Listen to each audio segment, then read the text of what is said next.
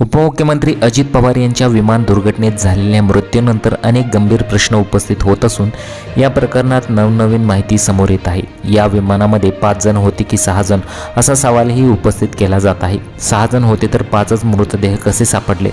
त्याचबरोबर अजितदादा जाण्यापूर्वी त्यांचं निधन होण्यापूर्वी 10 मिनिटांची त्यांची ऑडिओ क्लिपसुद्धा रेकॉर्ड झालेली आहे, ती सुद्धा आज आपण बघणार आहोत की त्याच्यामध्ये नक्की काय आहे। चॅनलवरती तुम्ही पहिल्यांदा असाल तर चॅनलला जरूर सबस्क्राईब करून घ्या। त्याचबरोबर मग ते विमानाचं दार उघडून दादा उडी टाकण्याचा प्रयत्न करत होते का? आता याची सुद्धा माहिती समोर आलेली आहे। आता राष्ट्रवादी काँग्रेसचे आमदार अमोल मेटकरी यांनी नवीन दावा केल्याने एकच खळबळ उडाली आहे। खरं तर मेटकरींनी याआधीच एक शंका उपस्थित केल्या होत्या। आता अकोल्यात त्यांनी अजित पवारांच्या विमान अपघातासंदर्भात आणखी एक दावा केला आहे। आधीच विमानात 5 प्रवासी होते की 6 हे गूढ कायम असतानाच नव्या दाव्याने एकच खळबळ उडालेली आहे।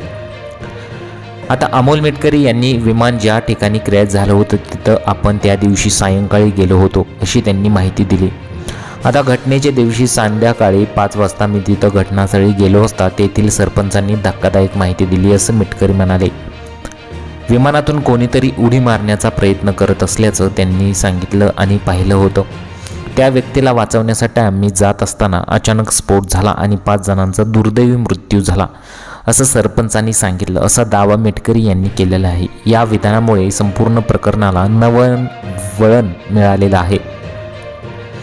अजित पवार यांच्या मृत्यूचं गूढ महाराष्ट्रासमोर राहू नये, त्यांचा संपूर्ण उलगडा व्हावा यासाठी आपण जिवंत असेपर्यंत लढा देणार असल्याचं ठाम अमोल मेटकरी यांनी केलेलं आहे। त्याचबरोबर पुढे मग ऑडिओ क्लिपमध्ये काय समोर आलं ते पहा।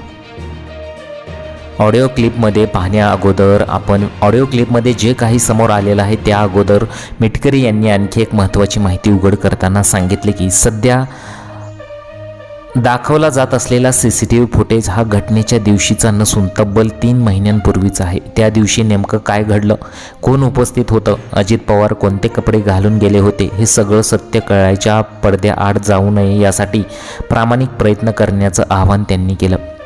आता सुनेत्रा पवार यांच्या उपमुख्यमंत्री पदाच्या चर्चावरही त्यांनी स्पष्टीकरण दिलं। पक्षाच्या हितासाठी निर्णय घेणं महत्त्वाचं असून येत्या काही दिवसात सुनेत्रा पवार राष्ट्रवादी काँग्रेस पक्षाच्या राष्ट्रीय अध्यक्षपदी विराजमान होतील असा दावा त्यांनी केला। दरम्यान मेटकरी यांनी आणखी एक नवीन इच्छा व्यक्त केलेली आहे की लाडकी बहीण योजनेला अजितदादा लाडकी बहीण योजना असं नाव द्यावं अथवा एखाद्या कृषी योजनेला अजित पवारांचं नाव देण्यात यावं अशी मागणी त्यांनी केलेली आहे।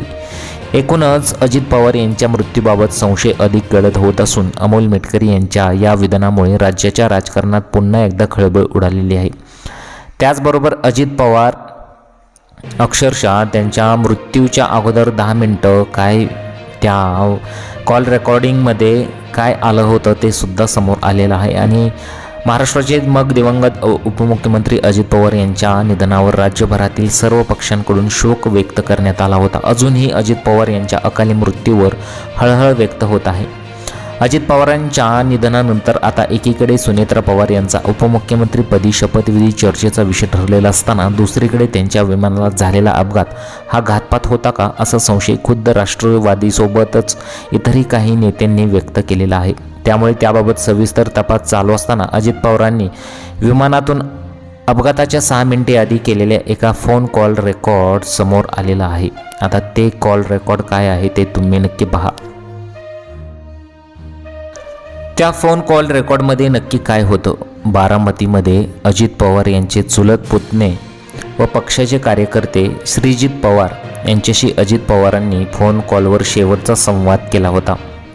श्रीजित पवार यांनी अजित पवारांना निवडणुकीसंदर्भात पाठवलेल्या एका मेसेजवर अजित पवारांनी थेट विमानातूनच त्यांना फोन करून त्यांच्या शंकेचं निरसन केलं होतं। या संदर्भात श्रीजित पवार यांनी आज पत्रकार परिषद घेऊन त्या फोन कॉलचं रेकॉर्डिंग सगळ्यांसमोर ठेवलेलं आहे। यामध्ये अजित पवारांनी श्रीजित पवार यांना नेमकं काय सांगितलं हे त्यांनी जाहीर केलं आहे। आपण माळी समाजाला जिल्हा परिषदेसाठी एक उमेदवार देऊ असा विश्वास होता। बारामतीमध्ये आपण NT समाजाच्या व्यक्तीला जिल्हा परिषदला उमेदवारी दिली आहे। मार्केट यार्डला गावडेंना घेतला आहे। चेअरमन म्हणून सातव सातव नगराध्यक्ष आहेत. त्यामुळे मी अजित पवारांना तसं विचारलं होतं. हे खरं तर माझ्या अज्ञान होतं की मला वाटलं आम्ही OBC मधल्या माळी समाजाला उमेदवारी देऊ शकलो नाही. त्यामुळे मी मेसेज केला होता की दादा आपण माळी समाजाला एक संधी देऊ. त्यावर त्यांनी सगळ्या जाती धर्मांना सोबत घेऊन जातोय असा संदेश दिला होता. ते जगाला कळावं, शेवटच्या श्वासापर्यंत तो माणूस सगळ्या जाती धर्मांना सोबत घेऊन काम करत होता हे कळावं म्हणून मी हे रेकॉर्डिंग सगळ्यांसमोर आणलं. आपण सगळ्यांना सोबत घेऊन पुढे जाऊ हाच त्यांचा शेवटचा संदेश, शेवटचा आवाज होता असं श्रीजित पवार यांनी सांगितलेलं आहे. मी कधीही काही अडचण आली तर त्यांना मेसेज करायचो. त्यांचा फोन यायचा. आज विमानात असताना त्यांनी फोन केला. मलाच नाही कुठल्याही व्यक्तीने त्यांना फोन मेसेज केला तरी त्याला अजितदादा उत्तर द्यायचे असंही ते म्हणालेले आहेत. मग फोन कॉलमध्ये काय संवाद झाला होता, नेमकं अजितदादा हे श्रीजित पवार यांना काय म्हटलं होतं, आता ते सध्या समोर आलेलं आहे. आणि हे कळाल्यानंतर तुम्हाला सुद्धा मग एक मोठा धक्काच बसेल की यामध्ये काय आहे नक्की. आता फोन कॉलमध्ये काय झाला संवाद ते पहा. अजित पवार म्हणतात, माहिती नसतं काही नसतं उगीच काहीतरी करायचं. आम्ही सर्व जाती धर्मांना सोबत घेऊन जातो बाळा असं अजित पवार श्रीजित पवारांना म्हटलेले होते. मग श्रीजित पवार काय म्हणतात पहा की अजितदादा मला जे वाटलं ते मी तुमच्यासमोर मांडलंय. मग अजितदादा म्हणतात, मान्य आहे, बरोबर आहे, पण मी माळी समाजाला जिल्हा परिषदेची उमेदवारी आत्ता दिलेली आहे. तिथे OBCचं आरक्षण होतं, इतर पक्षांनी दुसरेच उमेदवार दिले आहेत. आपण असं काम केलं आहे असं मग अजित पवार हे असे म्हटले होते. आता श्रीजित पवार म्हणले, दादा तुम्हाला जो योग्य निर्णय वाटतो तो तुम्ही निर्णय घ्या, तो अंतिम निर्णय असेल असं मग ते म्हटले होते.